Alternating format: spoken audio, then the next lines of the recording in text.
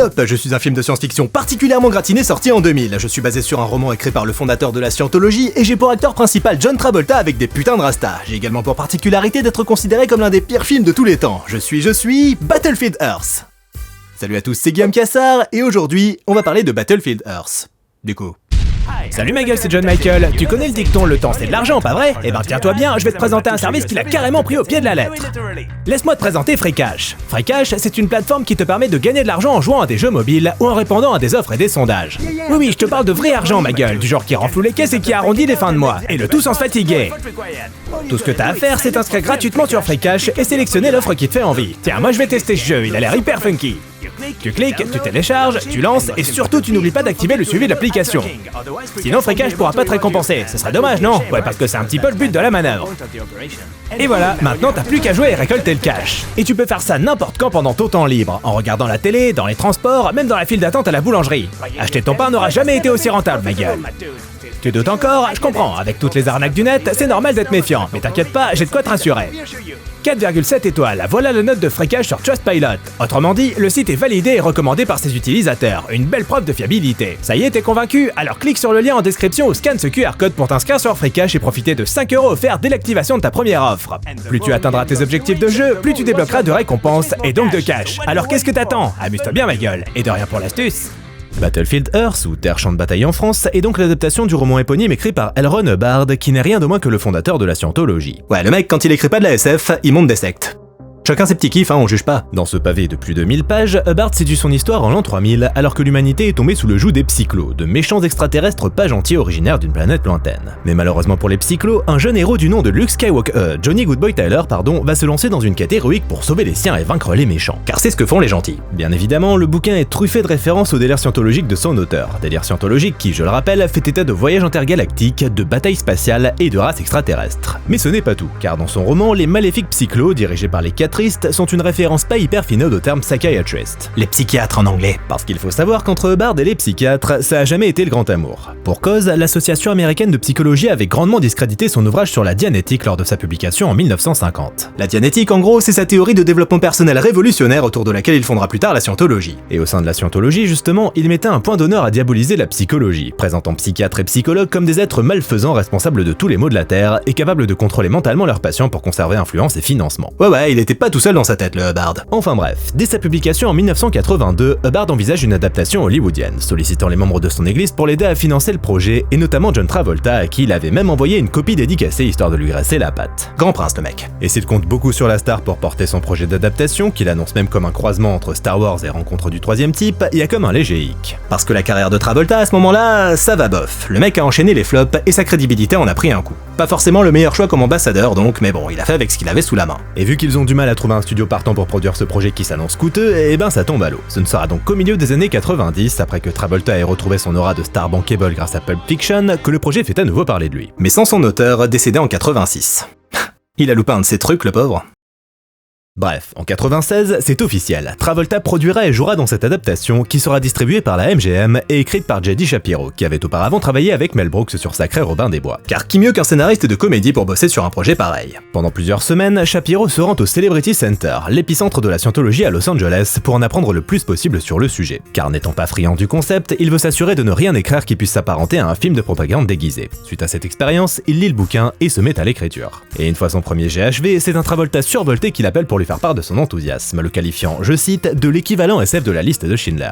Qu'est-ce que tu racontes, John? Sauf que croyez-le pas, mais les choses finissent par prendre une mauvaise tournure en coulisses, et Shapiro se fait virer parce qu'il refuse de prendre en compte les nombreuses notes du studio qui viennent en réalité de la scientologie. Pour le remplacer, ils font appel à un certain Cory Mandel, un jeune scénariste qui venait de passer 5 ans à travailler sur de multiples projets qui avaient reçu le feu vert des studios, mais qui n'avaient finalement pas vu le jour pour diverses raisons. Mais étant bien décidé à ne pas accepter de commandes pour lesquelles il n'avait aucune véritable affection, il refuse. Sans scénariste, la MGM commence à douter et se retire de l'équation. Travolta se rabat alors chez Fox 2000 et Cory Mandel est à nouveau contacté contacté pour un entretien où on prend bien soin de le brosser dans le sens du poil. Et si son agent, sa femme, ses amis et son chien lui conseillaient de refuser parce que ce projet sentait pire que le roussi, Mandel cède à la tentation et finit par dire oui. Il se met donc au travail, sauf que quelques jours avant de rendre son scénario, Fox 2000 se retire de l'équation. Le budget estimé à 100 millions de dollars étant jugé trop conséquent, sans compter la dimension scientologique du projet qui rendait tout le monde frileux. Bref, malgré le renouvellement de son star power, Travolta peine à monter son projet. Et puis en 99, la lumière pointe enfin le bout de son nez. Et la lumière, elle s'appelle Elie Samaha, ancien propriétaire de pressing originaire de Beyrouth qui avait bougé à Los Angeles dans les années 80 et s'était reconverti en gérant le carré VIP d'un club prisé par les célébrités où il s'occupait de les fournir en drogues diverses et prostituées. Un mec bien, c'est sûr. Désormais, Samaha dirigeait Franchise Pictures et il avait un business plan bien rodé. En gros, le mec finançait les projets de stars dont personne ne voulait. Sauf qu'il le faisait à ses conditions. Autrement dit, si les stars voulaient que leur projet voie le jour, elles devaient revoir leur cachet à la baisse. Travolta accepte donc de baisser son salaire de 25 à 16 millions de dollars et soudain, miracle, le budget passe sous la barre des 100 millions. Niveau écriture, une fois le script de Mandel livré, son développement continuera sans son scénariste, le manuscrit passant entre les mains d'auteurs inconnus pour d'intenses réécritures.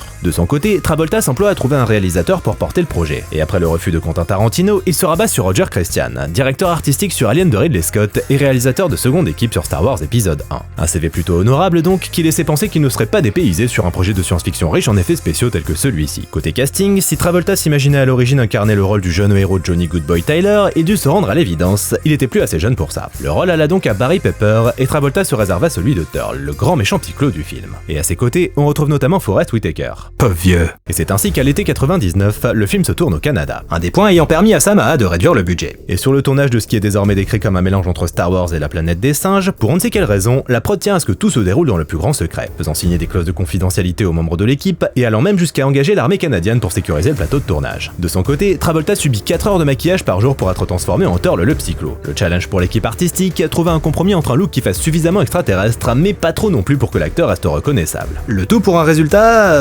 particulier. Et lorsque Mandel visite le plateau, il est surpris par ce qu'il voit. Et le plus surprenant, c'est pas les looks complètement pétés de Travolta et Whitaker. Non, comme il le dit très bien lui-même, généralement, sur un plateau de tournage, l'équipe essaie de faire le meilleur film possible. Mais sur le tournage de Battlefield Earth, on avait juste l'impression que l'équipe essayait de trouver comment faire un film. Ainsi, rapidement, c'est l'épuisement général pour toute l'équipe qui réalise que le projet est tout simplement voué à l'échec. Et disons qu'ils ont eu du flair. Bon, peut-être un peu trop tard, certes. Avant même sa sortie, le film se coltinait déjà une réputation calamiteuse. Et malgré toutes les tentatives de damage control de Travolta, qui assurait à qui voulait l'entendre que le film n'avait aucun rapport avec la scientologie, eh bien pas grand monde n'y a cru, et le film n'est pas parvenu à se débarrasser de cette aura problématique. À sa sortie le 12 mai 2000, 3 jours après le 50e anniversaire du livre de Bard sur la Dianétique, simple hasard du calendrier, évidemment, Battlefield Earth est conspué par la critique. Quant au public, il se désintéresse rapidement du film, qui engrange 54% de ses recettes domestiques sur ses 3 premiers jours d'exploitation. Il finira sa course à un peu plus de 29 millions de dollars au box-office mondial. Un échec total pour l'équipe, et particulièrement pour Travolta, qui portait le projet depuis plus de 15 ans mine de rien. Et ça s'arrête pas là. Suite à cet énorme flop, Entertainment AG, société allemande ayant coproduit le film, porte plainte contre Franchise Pictures.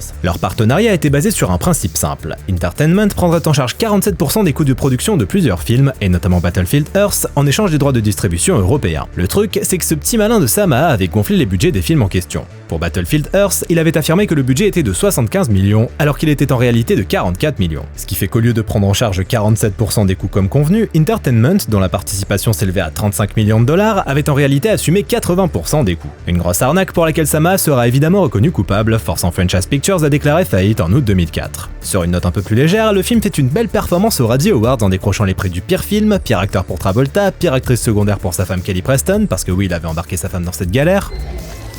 La pauvre. Pire acteur secondaire pour Barry Pepper, pire réalisateur, pire scénario et pire couple à l'écran pour Travolta et n'importe qui partageant l'écran avec lui. C'est si cruel, j'adore. Et comme si ça suffisait pas, en 2005 il gagne également celui du pire drame des 25 dernières années, récupéré par Shapiro en personne, et en 2010 celui du pire film de la décennie, faisant monter son score total à 9 Razzie. Un record qui ne sera battu qu'en 2012 par Jack et Julie avec Adam Sandler. Ça reste un accomplissement mine de rien. Et si Tarantino avait assuré à son copain que le film finirait par devenir un classique du genre 20 ans plus tard, bah non. Quentin, il a encore loupé une occasion de fermer sa gueule, parce que la seule chose pour laquelle Battlefield Earth est connu aujourd'hui, c'est pour sa réputation d'être l'un des pires films de tous les temps. En 2010, J.D. Shapiro, le scénariste original, a carrément pris la parole pour s'excuser d'avoir écrit le pire film de tous les temps. Et je crois qu'il est temps de constater l'étendue des dégâts. C'est parti.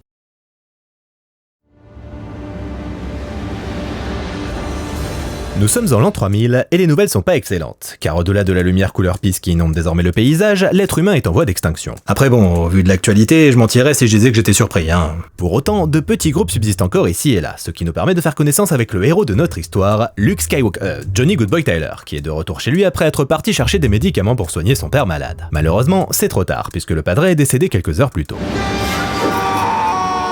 Ouais, la vacherie quoi, ça tu lui sauvais la vie hein. Mais bon, la vie continue. Enfin sauf pour son père du coup. Ainsi, après une transition cheap, la première d'une très longue série, on apprend que c'est la merde car Johnny et sa petite tribu n'ont plus rien à manger sur leur territoire. Nous pourrions peut-être aller vivre ailleurs, là où nous n'aurons plus jamais faim. Ouais, Johnny c'est l'intello de la bande. Sauf qu'il y a un problème, les démons. Mais Johnny, lui, il croit pas franchement à ces histoires de démons. Qui parmi vous en a vu un démon? Un monstre? Une bête? Ah! Mais calme-toi Johnny! Le chef s'emploie alors à rappeler à sa tribu et au public du film que bien des siècles auparavant, les dieux habitaient sur Terre pour protéger l'humanité. Mais quand les humains sont devenus des gros connards égoïstes, les dieux en ont eu plein le cul et se sont barrés. Et c'est suite à leur départ que les démons ont débarqué. Ainsi, en partant chercher un nouveau territoire pour lui et son clan, Johnny pourrait bien attirer l'attention des démons et mettre en danger les siens. Mais Johnny, il se rit du danger et il décide d'y aller quand même. Et c'est ainsi qu'après avoir dit au revoir à sa meuf, notre héros entame son voyage vers l'inconnu. Par contre, c'est quoi le délire avec les plans débulés? Vos trépieds déconnent ou quoi? Eh bien, il s'avère que si la plupart des plans du film sont complètement de travers, c'est parce que le réalisateur voulait que le métrage ait un look de comics, avec des cadrages constamment inclinés. Une volonté qui a fait écouter sa place à Peter Bennison, directeur photo de la seconde équipe, qui n'était pas au courant de ce parti pris et avait donc tourné des plans bien droits comme on fait d'habitude. Il s'est mangé un de ses savons le gars. Enfin tout ça pour dire que si le film a l'air bancal, c'est fait exprès. De son côté, Johnny continue son périple et se viande la gueule avec son cheval. Sans doute un signe que son aventure était vouée à l'échec, allez savoir. Après quoi, il fait la connaissance de ses deux gus, Carlo et son copain qu'on appellera Toto, qui ont bien envie de lui racketter sa collection de furets. Sauf qu'ils abandonnent bien vite l'idée, étant donné que toute mauvaise action pourrait retarder le retour des dieux sur Terre. Carlo se met alors à lui chanter son hymne. Sois gentil, pas méchant, c'est pas gentil d'être méchant, c'est mieux d'être gentil. Mais du coup, Johnny est curieux, parce que Carlo et Toto prétendent avoir déjà vu des dieux. Il décide alors de conclure un marché. S'il l'emmène voir un dieu, il leur donnera un furet. De quoi se faire un festin de roi? Ils arrivent donc en ville, et putain, c'est vraiment pas droit du tout, hein. Après, techniquement, il y a des plans assez jolis, surtout considérant le budget ric-rac. Et ils tiennent donc leur promesse en lui montrant un dieu resté figé sur place. Une statue, quoi. Après quoi, ils se rendent au centre commercial pour passer la nuit, et après que Johnny se soit familiarisé avec le concept de vitrine... Elle était même pas transparente en plus. Ils passent à table, mais leur petite sauterie est soudainement interrompue. Car un démon les a repérés.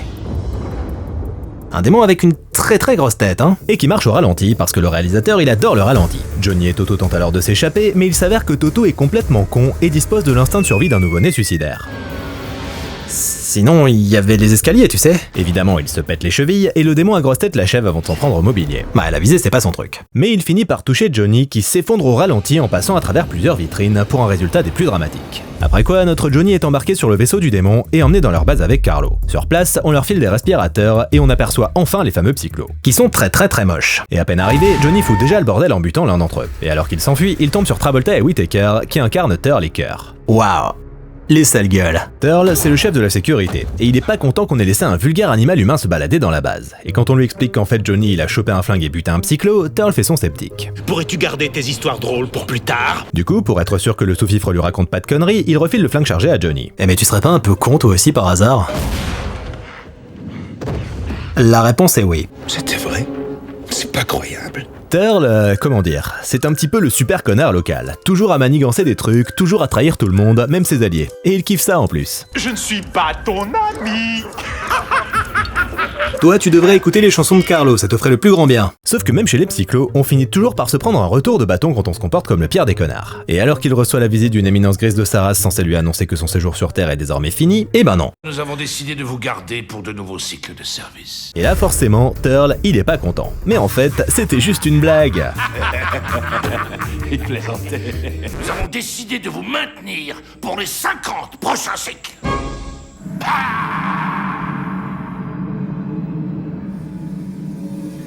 Oh là là, non mais c'est la cour des miracles ce truc. De son côté, Johnny fait connaissance avec le petit caïd local qui fait vite comprendre au nouveau que c'est lui le patron. Je mange d'abord.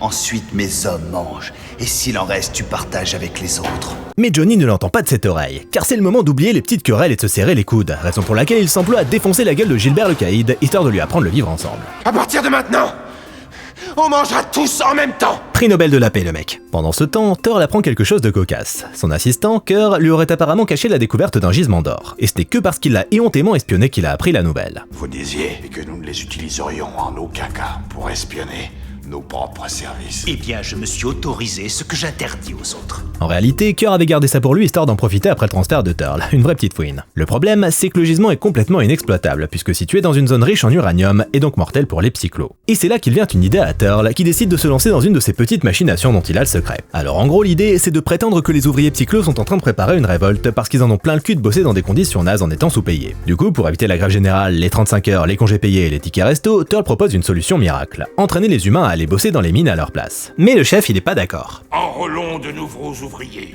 Commençons à les sous-payer à la minute où ils arrivent. Du côté de Johnny, disons qu'il vit pas franchement sa best life. Mais un miracle finit par se produire quand une tour s'effondre sur la gueule des prisonniers, tuant de nombreux innocents au passage, mais lui permettant de briser ses liens avec des gravats. Allez mon Johnny, cette fois c'est la bonne, on y croit.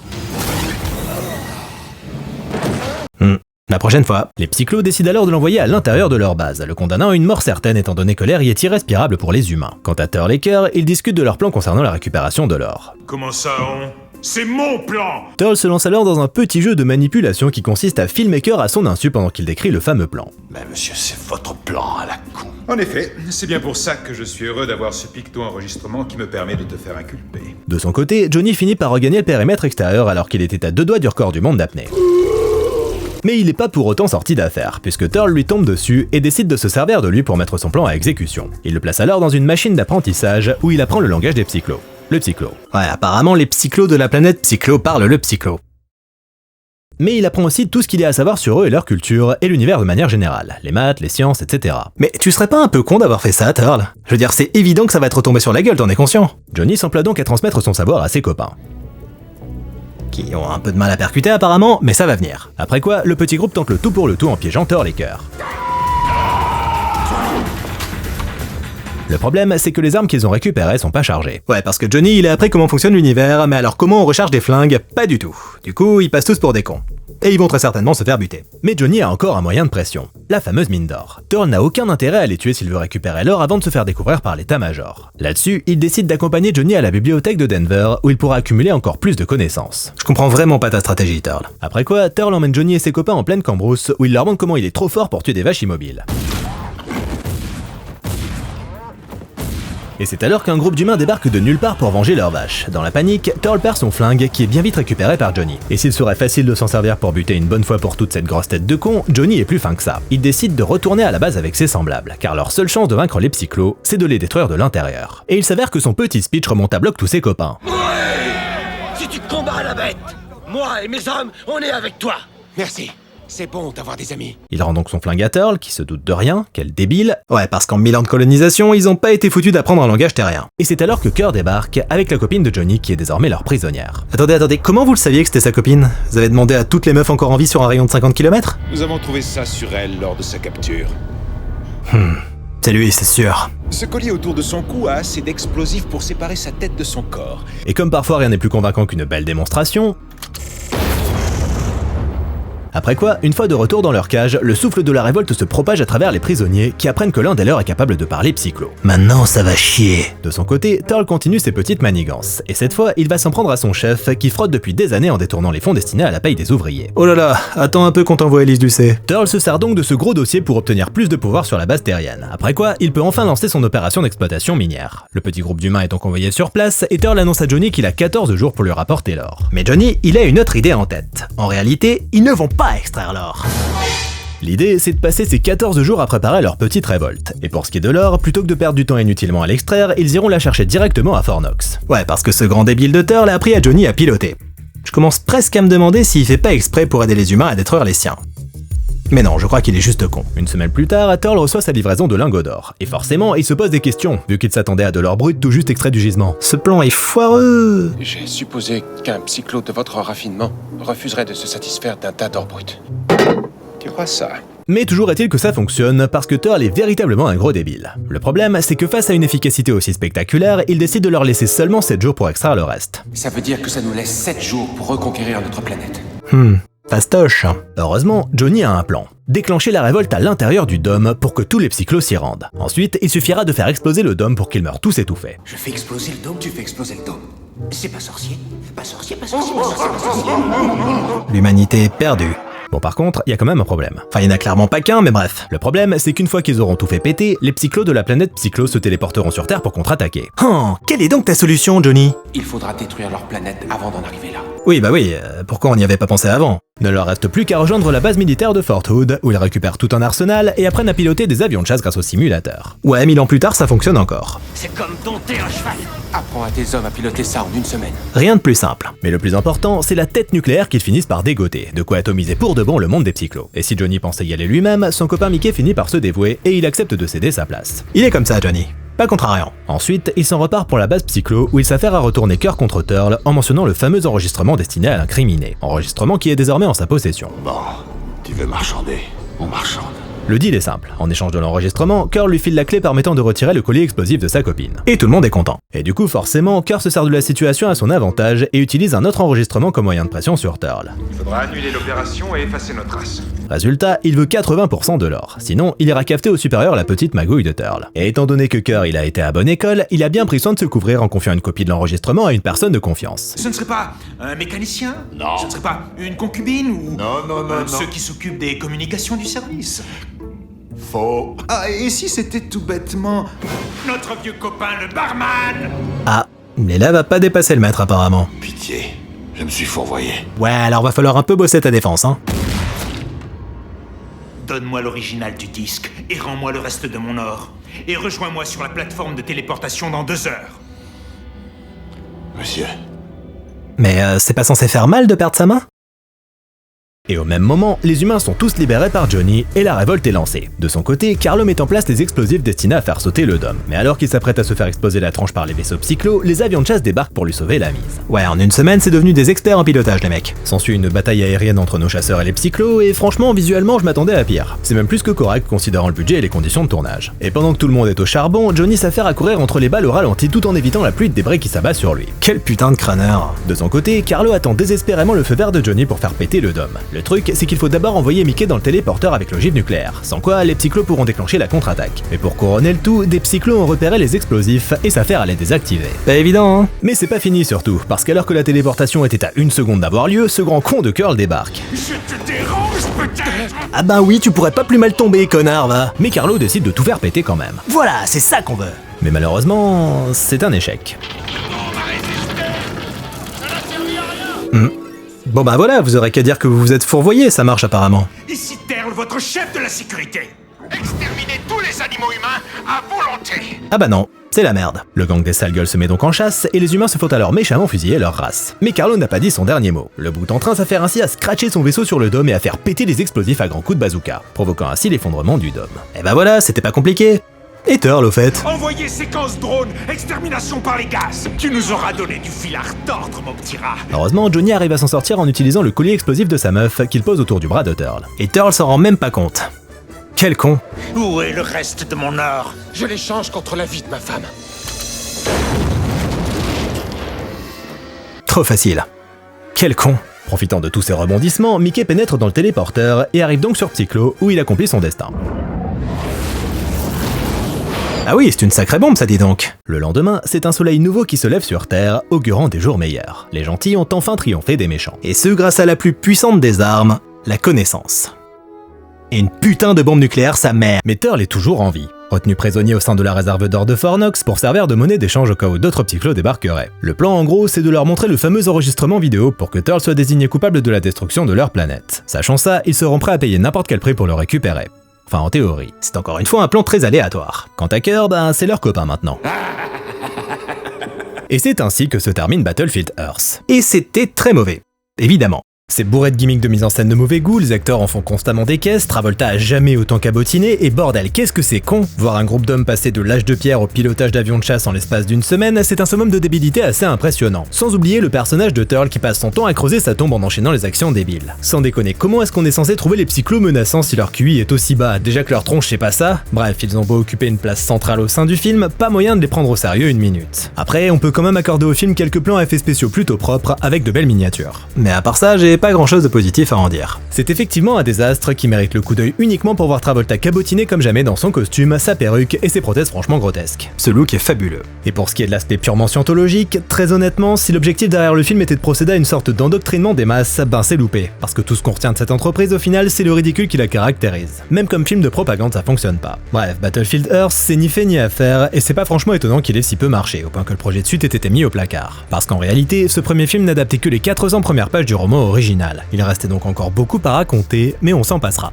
Sans regret. Merci à tous d'avoir regardé cette vidéo et merci à Freecash de l'avoir sponsorisé. Si vous êtes du genre à jouer sur votre smartphone, c'est clairement un très bon plan pour rentabiliser votre temps de jeu. Pense bien à cliquer sur le lien en description ou à scanner le QR code pour avoir droit au bonus d'inscription de 5 € ma gueule. Plus tu joues, plus tu gagnes. C'est simple, fluide et rentable. Tout ce qu'on aime. Sinon comme d'habitude, je vous invite à liker, commenter, partager, vous abonner si c'est pas déjà fait, venir me soutenir sur Tipeee si vous vous sentez généreux ou m'acheter un superbe t-shirt John Michael Advertising sur la boutique en ligne. Quant à moi, je vous dis à bientôt. Salut!